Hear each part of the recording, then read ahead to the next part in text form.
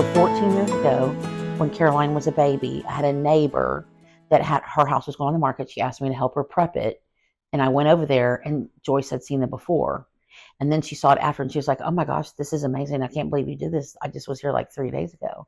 And as it turns out that she loved it, and she'd asked me if I would stage a home for her. And I went over there, and the house was awful. And so I told her everything that I thought, just right off the top of my head. And then she said, "Can you write all that down but make it sound a little nicer?" And that was how I started staging consultations. And that was Interesting. And so that was how long ago? 14 years ago. And I only worked for her for like the first 3 years. There's such a need in our area. There is.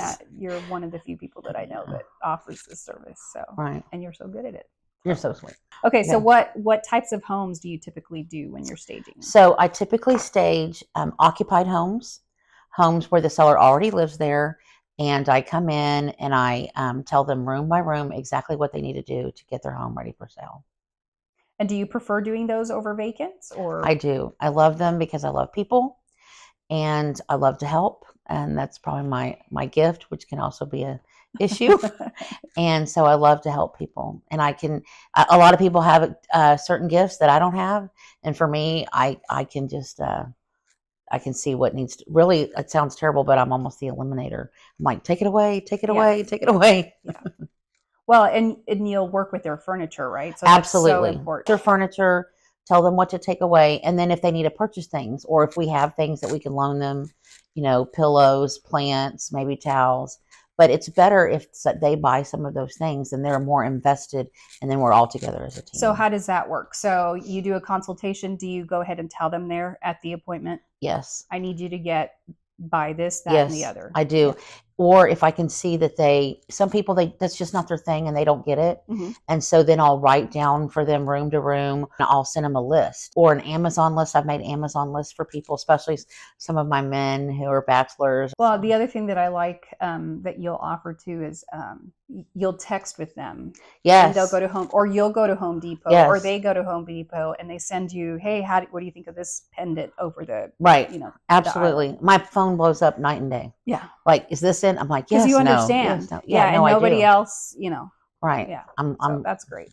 And I want to be involved with them, not just before, but let's just say if their listing goes on the market and it doesn't sell, I need to be able to have a relationship with them so then we can address the feedback of why that house isn't selling and how can we fix it. And they know I care about them. I didn't just come in mm-hmm. and do the job and walk away. I'm in it till the closing right along with you. And so how in depth do you go with it? I mean, if you walk in and they ask you, "Hey, we're looking at this guest bathroom that has original 1970s tile." Right. Do you tell them, "Yes, let's go ahead and get this updated," or do you say, "No, let's focus on the paint color or countertops"? What I like to do is focus on where we're going to get the most bang for our buck, so to speak. I had a house this week that their house is not selling. It's over $800,000. It's on the water, and their paint color wasn't the issue, but the carpet was. I figured the counters and the backsplash was, and then they had a 1970s bathroom. And so it's like, okay, I think we can keep the tile, but let's do something else. So we changed like the front glass, the faucet, we painted the cabinet. So where we could just, try to go forward without completely like a light remodel, so to speak, if that makes sense. Mm-hmm. But generally most houses need paint and carpet. I see that a lot. Yeah. And if I think, based off the competition, what's on the market right now, that we're going to need to do a little bit more, I'm just as honest with them as I can. Mm-hmm. And I just say, look, or the agent might say, they want a price at the top of the market. Right. And they're like, I had that this week. And the house on the same street, same floor plan just dropped by 10 grand. And I was like, oh my gosh. So I went and looked at the house. I'm thinking, please let me find 400,000 here. Mm-hmm, and so I came in and it felt like that, but there was way too much. So it's like, we're going to have to pull a lot of stuff out of here. I made her a list and highlighted. I made her a room by room list of what to do. I highlighted the pieces I felt like in yellow of what I felt need to move out. By the next morning, she had a truck, movers, and a storage. It all went out. Okay. And then like 3 hours later, here comes the photos. And I mean, the product is to die for. Yeah. She already has 6 showings today. Oh, wow. I know. I'm like, this is it. Yeah. right. Yeah. So, Well, I know. I think that also speaks to your consultations are so important, I because agree. if you do have those agents that'll just, cell phone photos, stick it on the market, and then, boy, some of the stuff that we've seen lately, I mean, trash cans out, Right. dishes in the sink, beds not being made Right. at all. Toys. Right. So when someone does, go and do all of those things, it makes such a huge difference. Right. Well, and then you see the agents are dropping the price, and I'm thinking, what are you doing? Yeah. We could have already done this from the beginning and not drop the price. Hopefully, the key is to make it perfect right out the gate. Yeah. We never have a second chance to make that first Right. impression. So, And then they don't come back. no, they don't come back. Yeah, no. And I had people on that house on the water where they did a few things, and the agent called people and said, "Hey, look, why don't you come back?" And they were like, "No, we already found another house." That's hard. Yeah, that's hard. That's rough. Okay, so vacant home furniture. We do Right. get that question a lot. What Right. do you recommend with that? So this is what I recommend with regards to vacant houses. Almost every call I get about a vacant house, they'll call me and they ask me, first question, do you rent furniture? Oh, And no. my first question right back is that house currently on the market? Yeah. And they'll say, yes, it is. And if I can, I'll pull over, I pull the pictures, and I'm like, oh my gosh, that's the last thing this house needs. Yeah. We're just putting lipstick on a pig.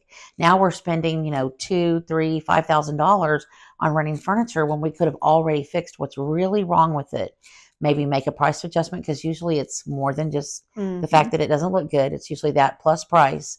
And homeowners just they're very proud of their homes, but they just don't realize what it takes. I think it's also the market. It is. The market is finally slowed down in our area for a lot of price ranges, especially in that 400 price point.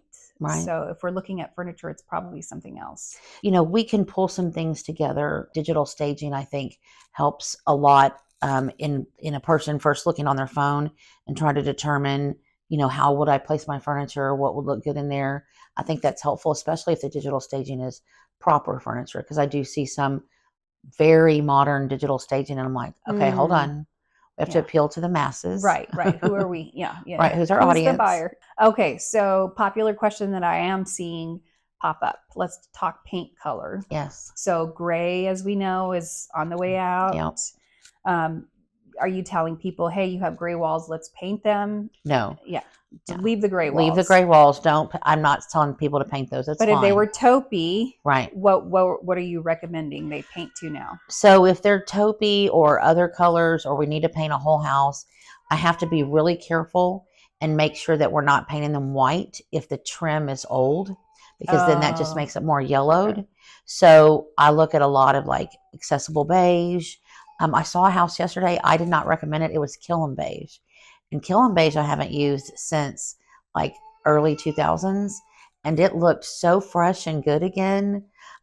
Shoji white. Shoji white is one I like. Yeah. I love shoji white. And then if it's if we can go white, like for example, just looking at this home, it has a nice white, very white trim. We can do things like Greek Villa, alabaster, or there's lots of good ones out there. Oh, good. Okay. So, but you're going towards white. Yes, absolutely. It's time. It is. It's time. I'm ready. It's back. Right? White with textured walls. White with textured walls. I love it. Or tiles that look like, that are so pretty, that look kind of like a linen, or have just something very simple. Okay. All right. Okay. So let's talk carpet. I know when I'm sifting through listings in MLS and I see carpet, especially in a living room, boy, I don't think I can click to the next one so fast. Right. I mean, that's usually like a pet peeve for me. I don't know why I smell dog automatically and all these, things. When you do your consultations, do you go through and tell them, hey, I would recommend you do some kind of laminate floor or tile or... Yes. So because almost every single time that I have a house where we walk in and we have tile and then we transition straight into all carpet, I know instantly that's going to be an issue, because almost every time I get a listing and it's not selling, that's one of the reasons. And so I tell them, please consider upgrading to LVP. Most people, you have beautiful hardwood floors, but most people will upgrade to luxury vinyl plank, and it's not as expensive. I mean, as say a real wood floor. So I recommend doing that, and I will tell them.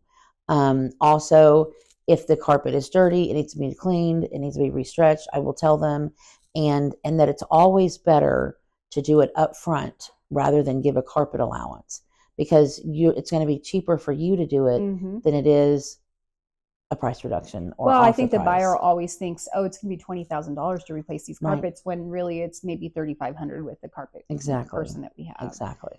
Yeah, so especially carpet stretching, I think it's really important. It is before photos. And we have people, we have people that we trust that can come in, that can paint, that can replace carpet, that are relatively inexpensive, and almost every single time people are going to get their money back. But what they can't get their money back in is a price reduction. So a lot of staging consultations, and really they're mostly from houses coming on the market, and they really do want to make sure that they are fabulous. So how do you decide which rooms to prioritize when you're doing these consultations? Or what rooms would you say you prioritize? Downstairs is everything to me. When I walk in the door, what do I see? What's the money shot? Making sure that we highlight that things aren't in the way. Kitchens and bathrooms are still huge. Making sure there's flow, that it isn't crowded, and that we can really see the square footage and the architectural features of the home. One of the houses I had this past week, it had 2 couches, 2 huge chairs, and there was a pool on the water behind that couch. I couldn't even see it.